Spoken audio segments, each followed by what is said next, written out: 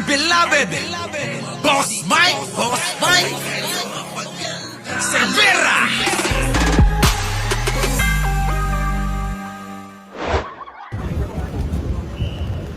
Oh, nakikita nyo yan? Oh, si Bato yan. Ulo pa lang, alam nyo nang siya yan. Kaya wag na kayong magtaka kung bakit nandyan yan. Siyempre, kailangan niya ng boto sa halalan. Alam nyo namang nasa dulo yan. Ha? Mukhang malabong manalo pa yan.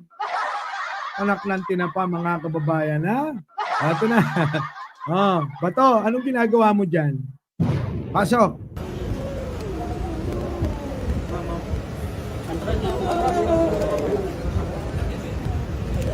Kita nyo naman, mga kababayan. Akala mo naman talaga, oy. Ngayon ko lang nalaman, ang sweet pala ni Sarah. Sa kanyang chief of staff, ha? Oo, ang sweet-sweet niya. Mapapasana all ka na lang talaga. Di ba? Oh, sige, tuloy.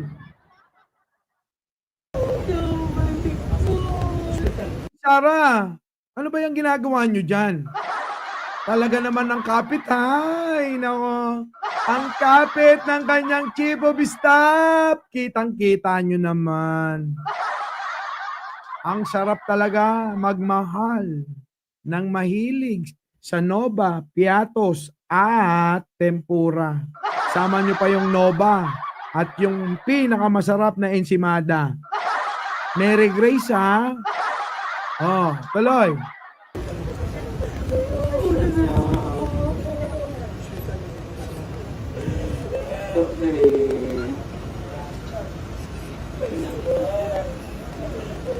Meron ba kayo, tanong ko lang mga kababayan, meron ba kayong nararamdaman na awa? Tanong lang paki-press 1 naman. Kung hindi kayo naawa, paki-press 2. Kasi mga kababayan, yung eksena daw, pangpamas ang datingan. Talagang best actress, oo, tatalunin si Maricel Soriano pagdating sa pagdadrama, sabi ng mga tao. Oh, di ba mga kababayan? Ay, nako, ayan na, presto na sila. O, tuloy.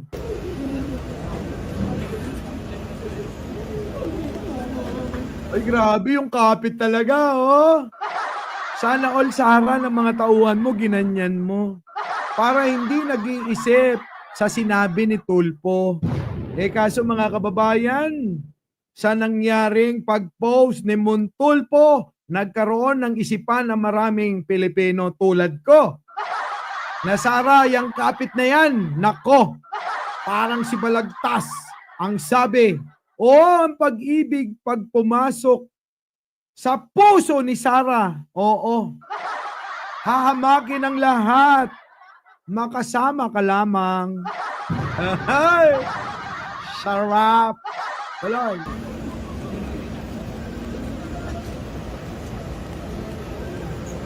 Oy, Bato! Si Bato gumaganon pa, oh. Si Bato nakahingi alam bang ganon-ganon, oh. Di ba? Ganon. Ganon. Butik na yan. O, tuloy.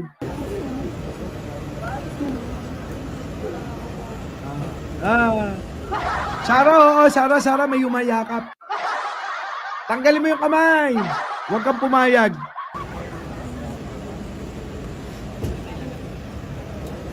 Yeah!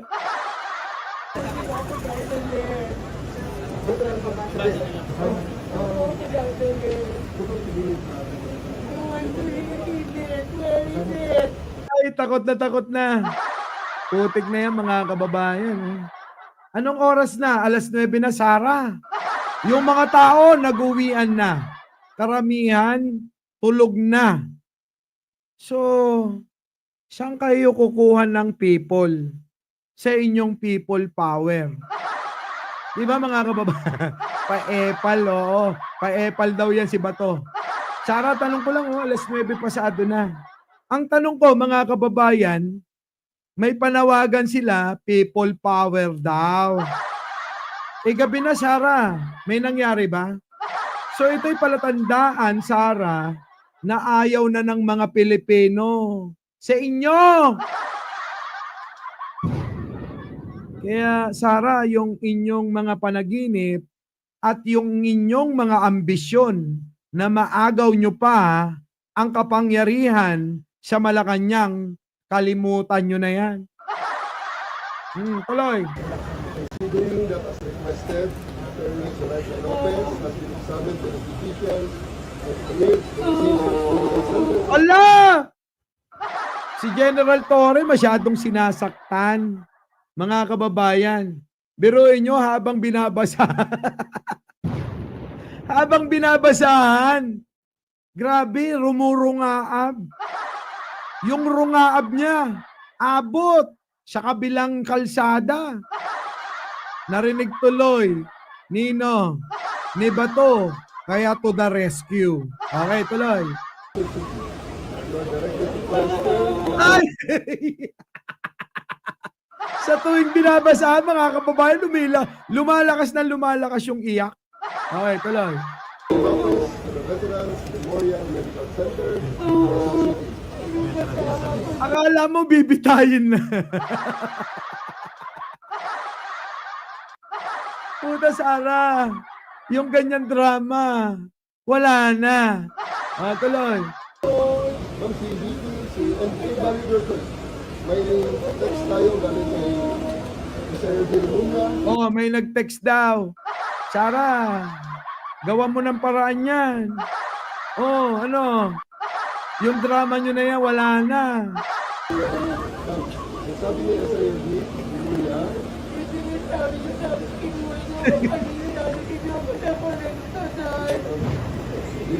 na yun. Tingnan nyo yung itsura, mga kababayan. Biglang nawala yung kilay niya.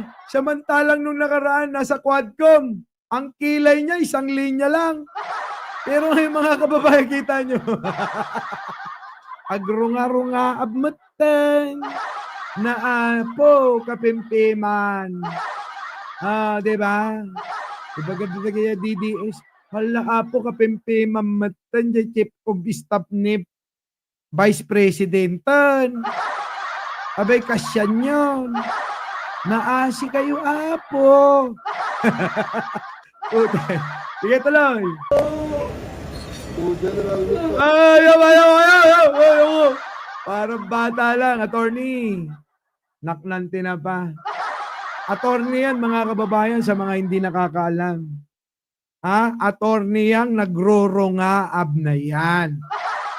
So sa mga hindi nakakaunawa at hindi nakakaintindi na sinasabi ko, abogado ho yung nag-iiyak na yan.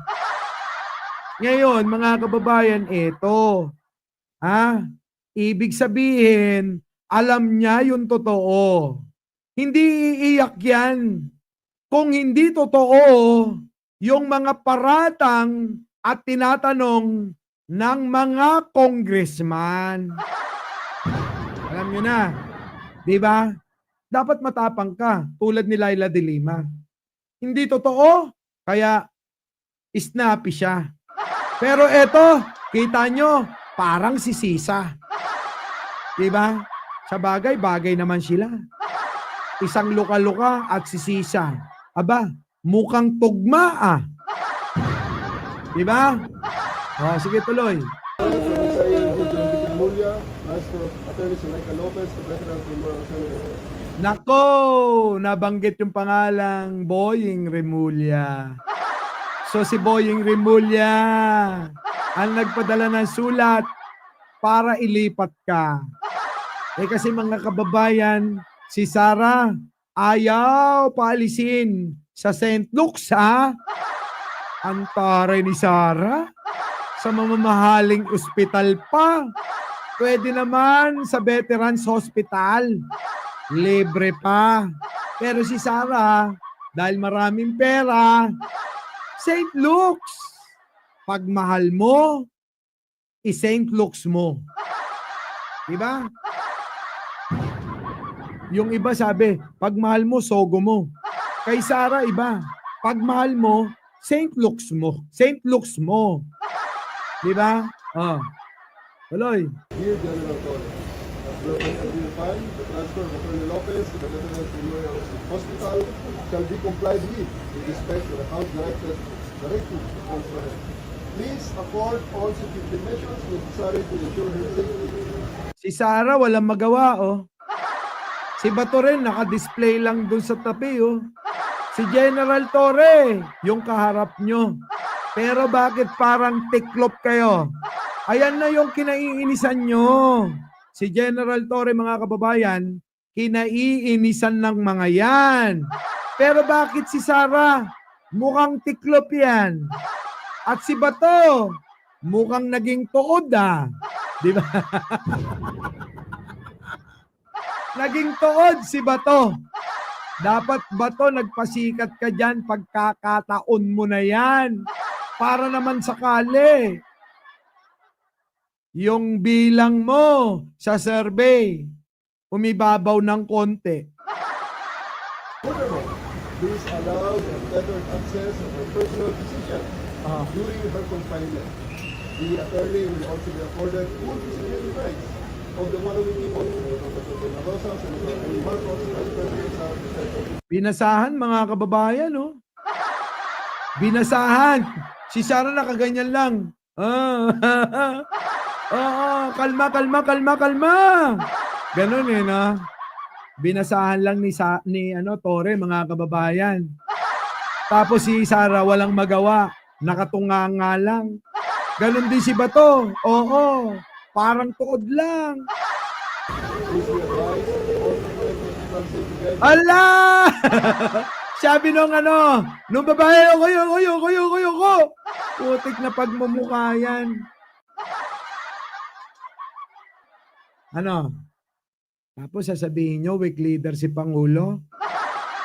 Hindi ba naman kayo mga bobo? Weak leader si Pangulo. Yung weak leader, oh. Kita nyo naman, oh. Yung weak leader nyo na gustong ipalit nyo, ayun, nagwawala. Parang na-exorcise ang itsura.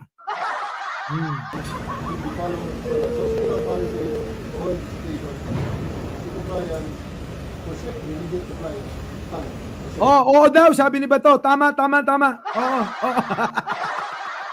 Ayan umayon na si Bato. Maging si Bato, mga kababayan, tumango-tango. Nakita nyo? Ayun, sa dulo. Ayan, tignan nyo yung pagmumukha ni Bato. Mga kababayan, Ayun!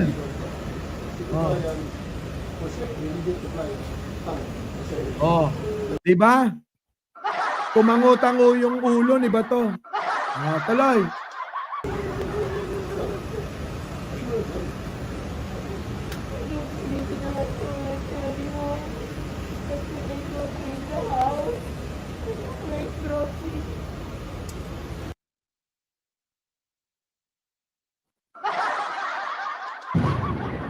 Tuloy. Dito, walang witness. Dito naman mo sasakay na naman mo sa sasakyan ni BP. Yun naman pala. O sige na, lumipat ka na. Magkasama naman kayo ni BP sa sasakyan. Dali na. Sama naman kayo, di ba? Huwag kang mag-alala. I-request natin magkatabi kayo matulog. Visit na yan. Sige, tuloy. Ma'am, sasakay po kayo. Sasakay po kayo sa sasakyan ni DC. Kasama niyo po si DC sa sasakyan. Naalala ko nung panahon nyo, nung mga bata kayo, yung ayaw nyo magpaiwan sa eskwelahan nung unang araw, nung may klase kayo. Ganito yung eksena nun. Di ba?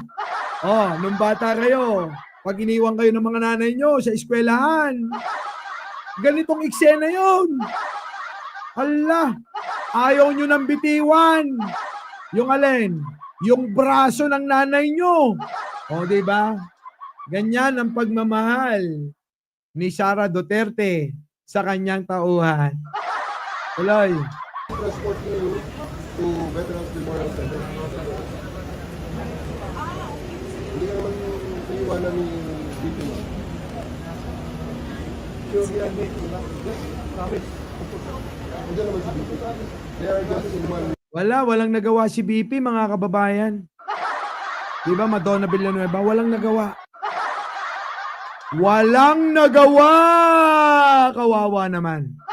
Si BP Sara, hanggang pagmumura lang. Pagdating na ng personal, kaharap niya na si Torre, nakaaway niya yan. Hindi man lang kumibo.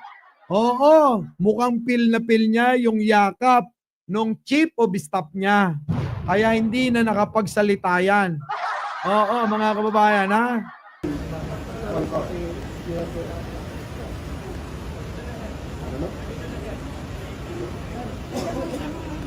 Oh, Sara, gawin mo lahat kasi baka mamaya, Sara, yung chief of staff mo na yan, hindi kayanin, ha? Ituro ka na. Pag tinuro ka niyan, nako, lagot na. Diba? Lagot ka na, Sara, sasabihin niya ng lahat ang nalalaman niya. At sasabihin niyang, ikaw ang nagpangalan kay Nova, Tempura, Uwishi, at Piatos. Diba, mga kababayan? Tuloy.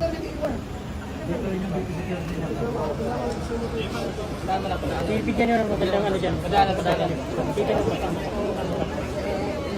Oh, buhatin nyo. Oh, ala, todo ang kapit niya. Talagang todo yung kapit nung sabi ni Tulpo, syota niya. Paano? Ayan o!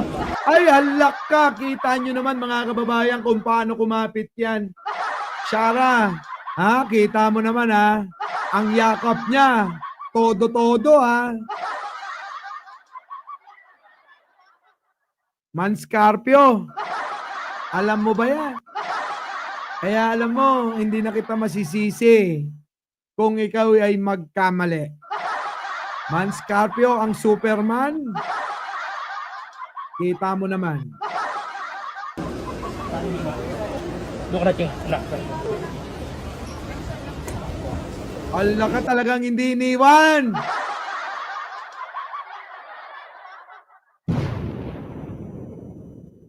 Sara, kumalma ka muna. Kalma.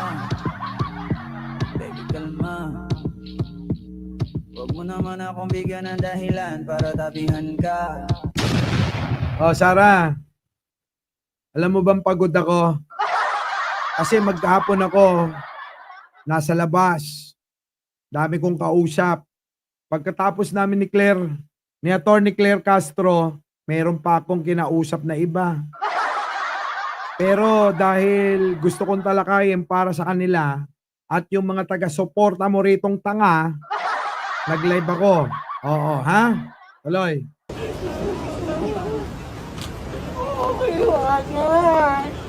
Dito kami sa likod mo, mama. Ayaw magpaiwan. Putik na yan.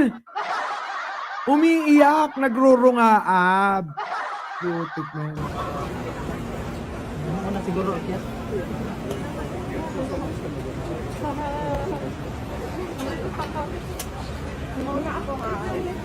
Ah. Grabe yung drama nila, no? Mga kababayan, ang tanong ko sa inyo, naniniwala ba kayo rito? Ma'am Jo, naniniwala ka rito? Ang drama-drama nila eh. Di ba? O, pero alam nyo, sa sobrang stress niya, tignan nyo. Oh, Sara, oh. Ano nangyari sa ulo mo? Puro poknat na, oh. Lakihan ko. Mga kababayan, yung ulo ni Sara, puro poknat na. Palatandaan na stress na siya. Ayan, mga kababayan. Yung ulo niya, abay, puro poknat na. Nung mga bata tayo, sabi nila, ninanakaw ng duwende. Sara, mukhang yung mga duwende gumaganti na. Kasi yung mga duwende, sabi nila, pagka ganyan, ninanakaw yung buhok mo. Ganti ba yan sa pagnanakaw mo ng pondo mo? So, it's a tie lang kayo. Di ba? Tay lang sila nung mga duwende. Yung mga duwende nagnanakaw ng buhok ni Sarah. Si Sarah nagnanakaw ng pondo ng mga Pilipino.